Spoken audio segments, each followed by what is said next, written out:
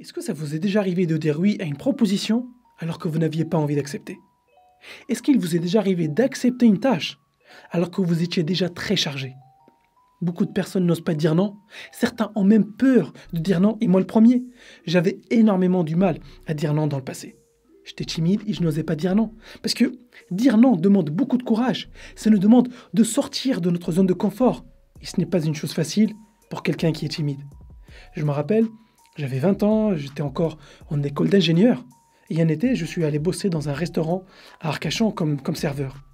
J'avais un contrat de saisonnier, mais le patron du restaurant m'a proposé de bosser 6 jours sur 7 et être payé au noir. Donc, à cette époque, j'avais besoin de cet argent, donc j'ai accepté l'offre.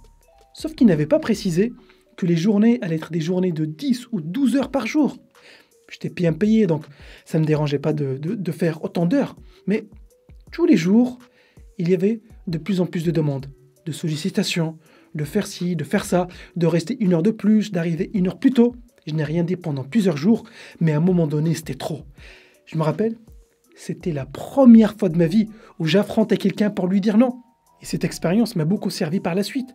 Parce que dans le monde de l'entreprise, c'est la même chose qui se passe. Votre patron continuera à vous donner du travail tant que vous ne dites rien. Même si c'est un patron sympa, on a tous la pression. Donc, si vous n'osez rien dire, si vous n'osez pas dire non quand c'est trop, vous allez être celui qui va être débordé et qui finit par faire mal son travail ou finit en burn-out.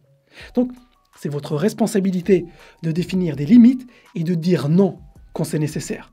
Vous serez plus productif et vous ferez mieux votre travail. Mais croyez-moi qu'affronter quelqu'un pour dire non n'est pas quelque chose de facile. Mais vous devez le faire. Parfois, en fait, vous devez le faire. Vous n'avez pas le choix.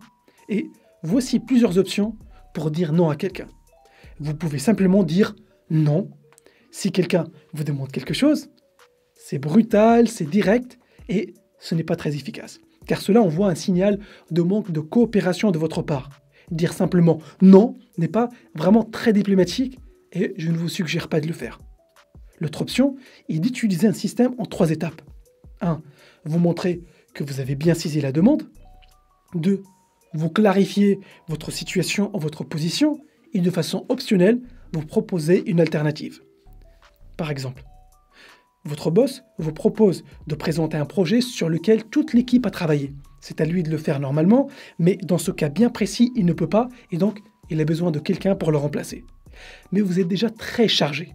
Vous pouvez dire « Merci d'avoir pensé à moi pour présenter ce projet ». Donc, vous montrez que vous avez bien saisi la demande. J'ai d'autres priorités en ce moment. Vous expliquez votre situation. Peut-être que Jean serait intéressé. Il m'a dit qu'il voulait améliorer ses compétences en présentation. Est-ce que tu veux que je lui en parle? Donc là, vous présentez une alternative. Ou vous pouvez simplement dire « Merci pour la proposition, mais avec ma charge de travail actuelle, je ne vais pas avoir le temps. » Et vous gardez le silence.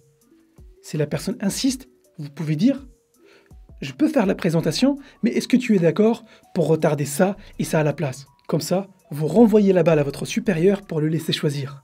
Mais si la proposition ne vous intéresse pas du tout, vous pouvez simplement dire « Merci pour la proposition, je ne suis pas intéressé. » Et une fois que vous avez décliné la proposition, gardez le silence. Parce que plus vous allez donner d'arguments et plus vous donnez l'opportunité à la personne en face de vous de challenger votre argument le plus faible. Donc, gardez le silence. Et je vous donnerai plus d'exemples dans le prochain article.